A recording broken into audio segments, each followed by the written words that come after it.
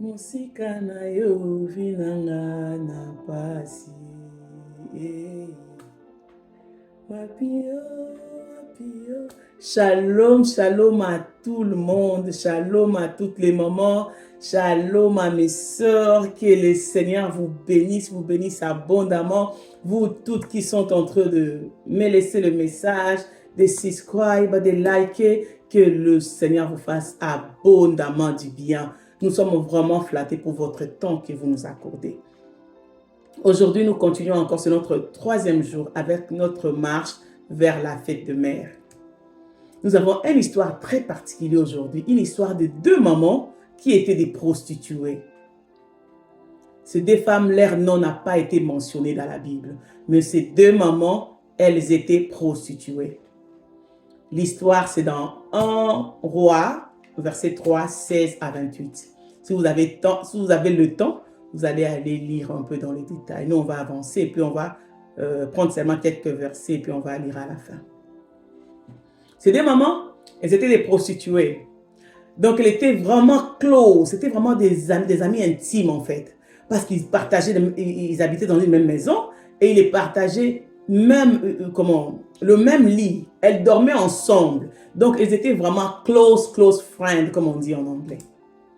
Alors, une fois pendant la nuit, elles s'endormaient. L'une des mamans s'est endormie sur son fils. Elle a regardé que son enfant était mort. Elle a pris l'enfant mort, elle l'a mis à côté de son ami. Elle a pris l'enfant de son ami et lui a mis à sa côté.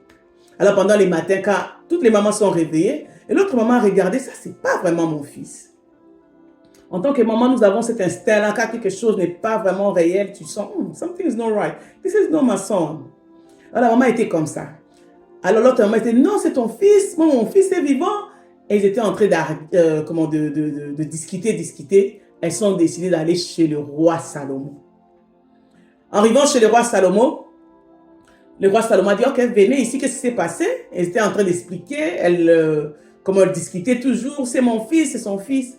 Alors le roi s'est décidé, ok, c'est comme ça, je vais trancher cette histoire. Alors amenez-moi les couteaux. On va les lire, c'est dans 1 Roi 3, comme on a dit. On va commencer par verset 25. On va lire au nom du Seigneur. Et le roi dit, coupez en 2 l'enfant qui vit et donnez-en la moitié à l'une et la moitié à l'autre. 26.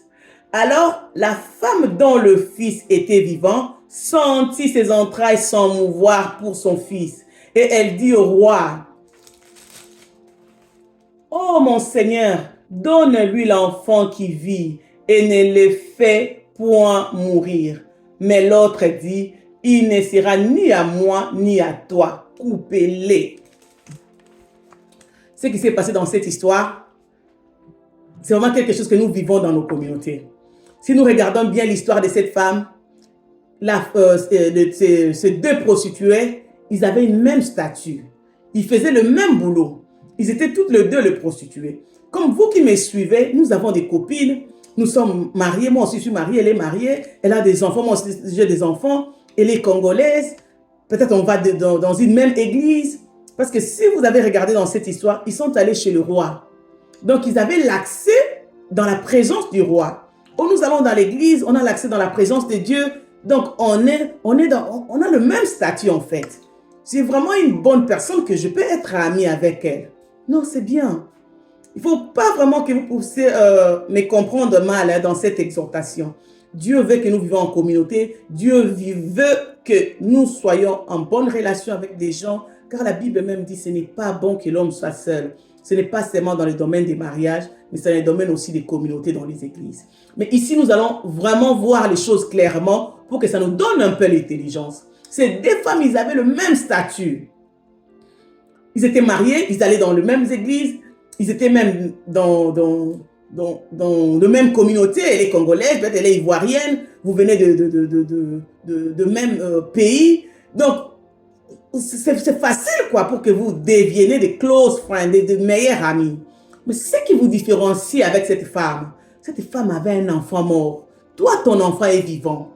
Cette femme avait un mariage mort. Toi, ton mariage est vivant. Cette femme avait l'éducation des enfants qui est mort. Toi, tu as l'éducation de tes enfants qui est encore vivant.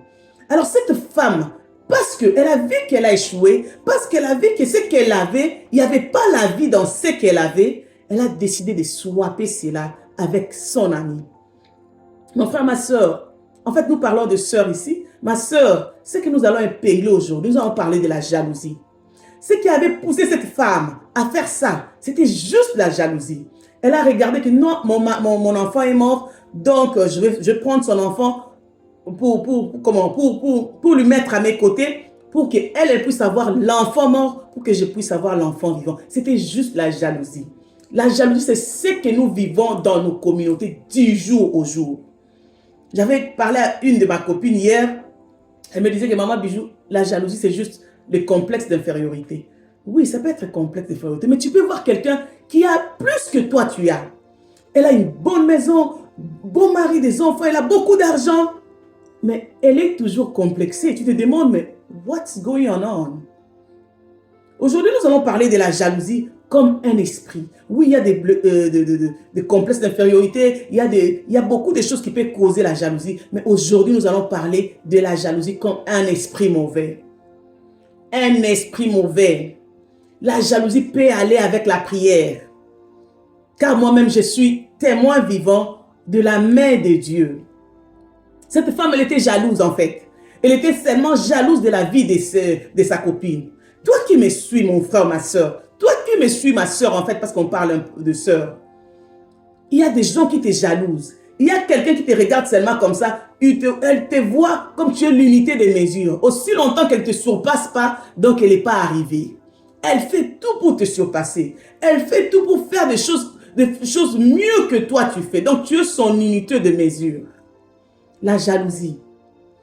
La jalousie, on a vu des gens, des femmes mariées, on est amis parce qu'on est femmes mariées, mais quelqu'un cherche à te diminuer devant ton mari.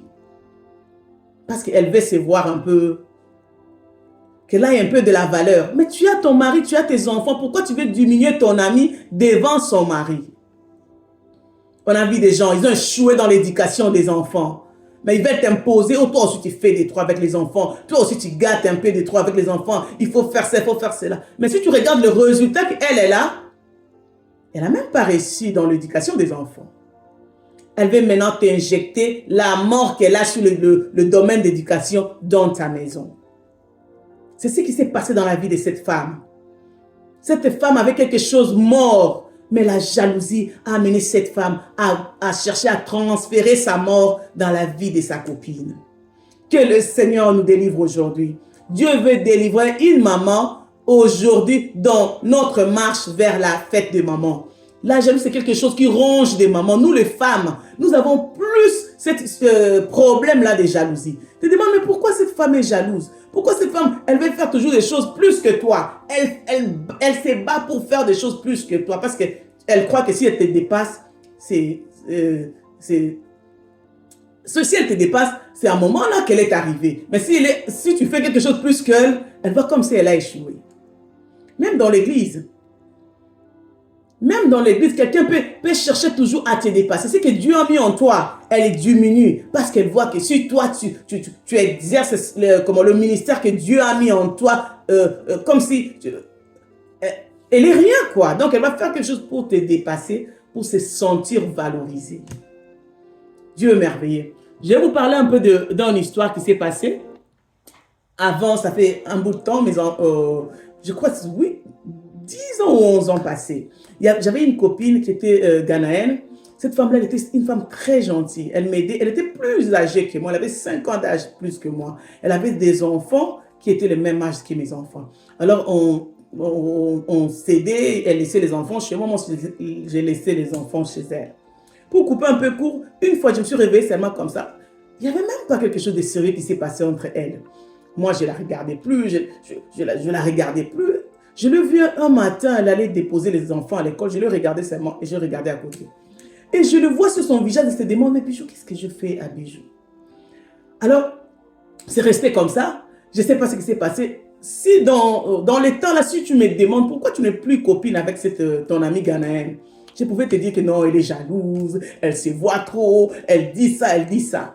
La femme était pour rien. J'étais seulement jalouse. Aujourd'hui, je peux vous le dire clairement, j'étais jalouse en fait. La femme n'avait même pas assez. Elle ne travaillait pas, elle était à la maison, c'est moi qui travaillais, mon mari travaillait, je faisais des business, tout allait pour moi. Mais je ne sais pas, l'esprit là de jalousie était en moi et je ne parlais pas à la femme. Je ne parlais pas, c'était un bout de temps, je ne la parlais même pas. Elle se demandait, mais qu'est-ce que j'ai fait à cette jeune femme qui est mon amie? Aujourd'hui, je vous dis que c'est la jalousie, mais à ce temps-là, je ne pouvais même pas dire que la jalousie. Je pouvais vous dire, oh, Azaboye, elle fait ça. C'est pourquoi ça. Nous tous nous retrouvons dans cette histoire. Il y a beaucoup de gens que tu n'aimes pas. Tu te demandes, qu'est-ce qu'ils t'ont fait? Tu ne peux même pas dire ce qu'ils t'ont fait, mais tu ne les aimes pas parce que c'est moi, why? Pourquoi? Tu le regardes seulement, tu le sens pas, tu te demandes pourquoi tu ne sens pas cette pauvre femme. Il n'y a pas de raison. La jalousie dans ton cœur. Aujourd'hui, Dieu veut nous délivrer. Je vous ai donné mon témoignage parce que je veux être clair. Si je veux aider quelqu'un, je vais vous dire ce que moi-même je fais. J'étais jalouse de cette femme. Cette pauvre femme, elle ne m'avait rien fait. Et j'avais des excuses. Elle est orgueilleuse, elle est comme ça. Elle n'était pas orgueilleuse, j'étais juste jalouse. J'étais juste jalouse. Aujourd'hui, que le Seigneur puisse nous délivrer. Un jour, on est allé à une fête, moi et mon mari. On était assis dans une fête et j'ai écouté celui qui était à mes côtés demander à une femme, oh, tu connais cette couple? Elle demandait à nous. Elle demandait à cette femme, elle nous demandait quoi, à son ami. Tu connais cette couple? Et la femme a dit, non, non, je ne le connais pas, je le vois seulement ici à Birmingham. Et la femme dit, oh, je ne l'aime pas, je ne les aime pas. Elles sont orgueilleuses, je ne les aime pas.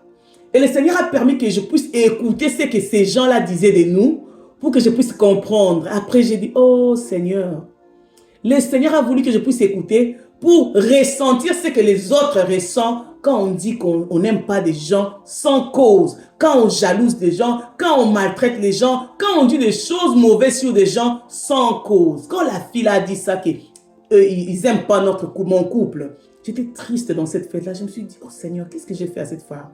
Mais après, les saintes ont commencé à me parler. Ce que tu as fait à l'autre femme, ce que tu fais aux autres. Que le Seigneur puisse vous parler aujourd'hui. Toi, ma soeur qui me suit, si tu as des gens que tu n'aimes pas sans raison, demande-toi un peu, pourquoi j'aime pas cette femme? Demande-toi un peu. Il y a des gens que nous haïssons sans problème, ils n'ont rien fait. Tu sens seulement que mon esprit est elle. Non, non, non, mon esprit ne lui sent pas. C'est la jalousie. Que le Seigneur nous délivre aujourd'hui de la jalousie. Laisse que le Dieu de délivrance descende dans cette vidéo pour délivrer quelqu'un de la jalousie. Pour délivrer quelqu'un de la jalousie. Mon frère, la jalousie ne change rien. Le Seigneur me disait, hein, même si tu jalouses tout le monde, tu vas toujours trouver quelqu'un qui est plus joli que toi. Quelqu'un qui a une grande voiture, grande maison, des beaux enfants, des beaux maris, plus d'argent que toi. Tu ne vas pas aller tuer tout le monde pour que tu sois en sécurité. Il y aura toujours quelqu'un qui te dépasse. Relax, c'est la vie. C'est la vie. Tu vas toujours trouver quelqu'un qui fait des choses mieux que toi. Accepte et habitue-toi à accepter les autres. Habitue-toi à regarder quelqu'un d'autre, une autre soeur. Tu dis, ma soeur, que Dieu te bénisse. Ma soeur, tu es bien habillée. Ma soeur, tu fais bien ceci. Montre-moi un peu comment tu fais. Tu éduques bien tes enfants. Tu es bien dans ton mariage. Aide-moi un peu. Que Dieu nous aide pour que nous soyons humbles, pour que nous puissions accepter les autres. Il y a toujours une rivalité là entre les femmes. Les hommes, ils s'acceptent facilement. Mais nous, les mamans, quand on nous regarde, il y a toujours des rivalités là en nous. Même si on parle bien, mais il y a toujours une tendance là. Il faut que je puisse la dépasser. Laisse que l'Esprit de Dieu libère quelqu'un. Laisse que l'Esprit de Dieu, les dieux de délivrance qui m'a libéré des jalousies, les dieux de délivrance qui m'a libéré de low self-esteem, les dieux de délivrance qui m'a libéré de tout ce qui m'a accablé, qui me faisait que je ne puisse pas être en paix, que ces dieux-là vous délivrent. Au nom du Seigneur Jésus-Christ.